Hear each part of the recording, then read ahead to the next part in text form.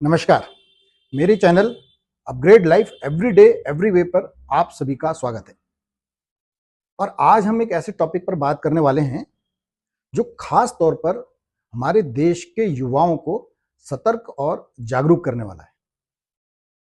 और टॉपिक है, क्या है वर्क फ्रॉम होम और डिजिटल इनकम के नाम पर चल रहे स्कैम्स की सच्चाई।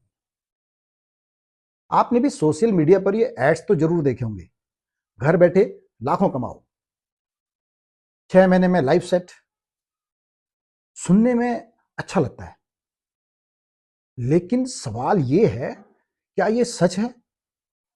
सच में पॉसिबल है, या फिर ये सिर्फ एक जाल है जिसमें लोगों को फंसाया जाता है? ये कोई मनगढ़ंत सुनी सुनाई हवाई कल्पना नहीं है। अभी हाल ही में हैदराबाद में कई युवाओं के लिए यही सपना एक बहुत बड़ी कड़वी हकीकत बन गया। उन्हें न सिर्फ पैसे का भारी नुकसान हुआ, बल्कि उनका भरोसा भी टूट गया। तो चलिए आज हाल ही में हुए इस असली मामले पर नजर डालते हैं। 2026 को हैदराबाद में रिन बाजार पुलिस ने एक रेड किया और 2 लोगों को गिरफ्तार किया, और जिसमें फॉरएवर लिविंग प्रोडक्ट्स कंपनी का भी नाम आया।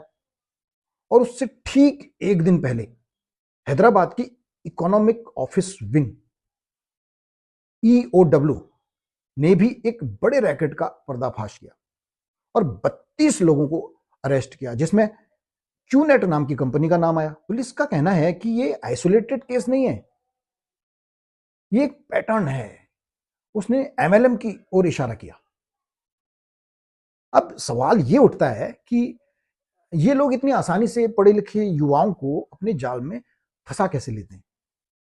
तो इसका जवाब है क्विक एंड इजी मनी का लालच और साइकोलॉजी यानी मनोविज्ञान के गहरे दांव पेच का एक खतरनाक कॉम्बिनेशन, जिसमें जानकारी रखने के बावजूद भी लोग फंस जाते हैं।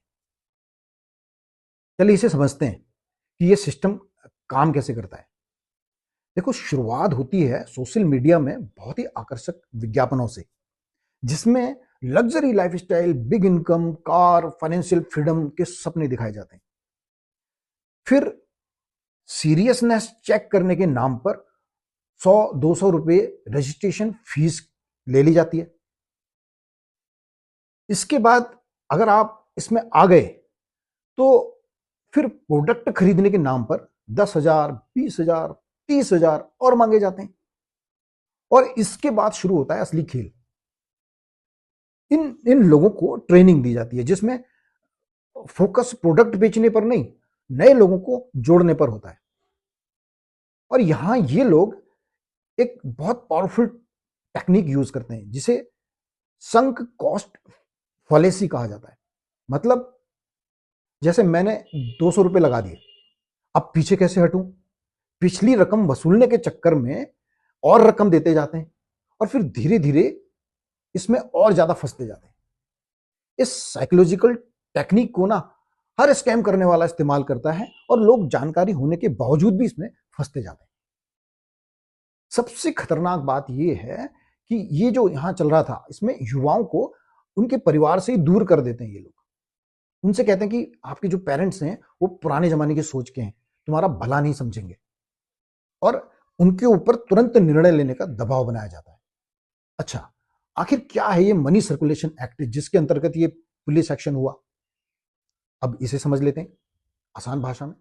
अगर किसी सिस्टम में बिना मेहनत कम समय में बड़ी इनकम का प्रॉमिस किया जाता है, या एंट्री के नाम पे कोई रकम मांगी जाती है, या रिक्रूटमेंट पर ज्यादा फोकस होता है किसी प्रोडक्ट को सेल करने के बजाय, तो वो pride chits and money circulation schemes banning act, PCMC act भी कहते हैं इसको, 1978 का है ये।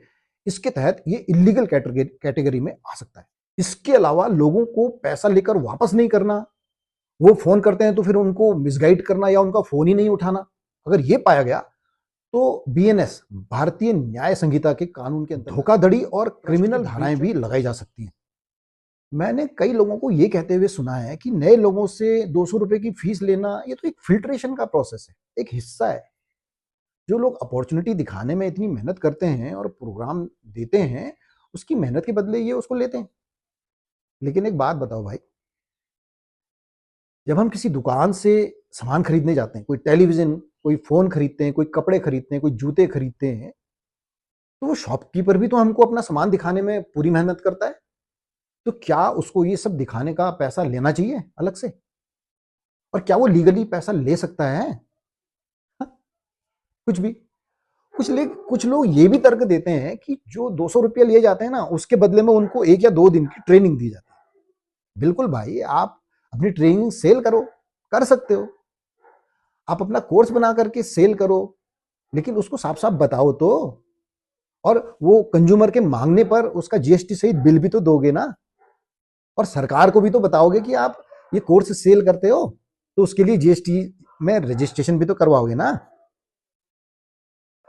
तो देखो, इसके अलावा ये जानना भी बहुत जरूरी है कि भारत में डायरेक्ट सेलिंग को कानूनी दर्जा प्राप्त है, जिसके लिए consumer protection direct selling rules 2021 बनाए गए हैं, जिसमें विस्तृत रूप से डायरेक्ट सेलिंग कंपनी और डायरेक्ट सेलर दोनों के दायित्व और कर्तव्य बताए गए हैं।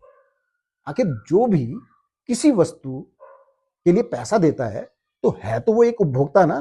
तो उसके अधिकारों को कंज्यूमर प्रोटेक्शन एक्ट बनाकर सरकार ने संरक्षण दिया है। डायरेक्ट सेलिंग भी अन्य किसी बिजनेस की तरह ही एक बिजनेस है, जहां पर भी प्राथमिक उद्देश्य प्रोडक्ट की सेल होता है। बस फर्क सिर्फ इतना होता है कि यहां पर जो उपभोक्ता हैं वो भी बिजनेस में साझेदार बन सकते हैं। तो अगर आप ये समस्या समझ गए हैं, तो आगे चलिए समाधान पर जाते हैं। आपको बस ये 4 चीजें याद रखनी है। पहला, प्रोडक्ट सेल से ज्यादा लोगों को जोड़ने पर फोकस। दूसरा, जल्दी डिसीजन लेने का प्रेशर। तीसरा, बड़ी इनकम के सपने, वो भी कम समय में। चौथा, अप फ्रंट में पैसा मांगना। अगर ये चारों चीजें दिखें तो तुरंत अलर्ट हो जाएगी। अब सबसे इंपॉर्टेंट बात, इससे बचे कैसे? किसी भी कंपनी को ज्वाइन करने से पहले थोड़ा रिसर्च करें। जल्दीबाजी में कोई डिसीजन कभी ना लें, और अगर कुछ गलत लगे तो इससे दूर रहें। और याद रखें, रियल बिजनेस हमेशा प्रोडक्ट या सर्विस पर चलता है। पूरी ट्रांसपेरेंसी होती है और कोई प्रेशर नहीं होता रातों रात निर्णय लेने का। कोई रियल अपॉर्चुनिटी रातों रात गायब नहीं होती है। और एक इंपॉर्टेंट बात, हर नेटवर्क मार्केटिंग या डायरेक्ट सेलिंग गलत नहीं होती। फॉरएवर लिविंग प्रोडक्ट्स जैसी कंपनियां लीगल फ्रेमवर्क पे काम करती हैं। प्रॉब्लम तब होती है जब कुछ लोग गलत तरीके से काम करते हैं। तो दोस्तों, अगर आप फ्यूचर में ऐसे स्कैम्स से बचना चाहते हैं, तो मैं आपके लिए और भी बेहतर एक चेकलिस्ट बना दूंगा। आप कमेंट में लिखिए चेकलिस्ट, और मैं पर्सनली आपको उसको भेज दूंगा। और अगर आपको ये जानकारी अच्छी लगी, ये वीडियो यूजफुल लगा हो, तो इसको लाइक करें, अपने परिचितों को इसको शेयर करें, और इस चैनल को सब्सक्राइब जरूर करें, ताकि आपको इस फील्ड में लेटेस्ट नॉलेज मिलती रहे। नमस्कार।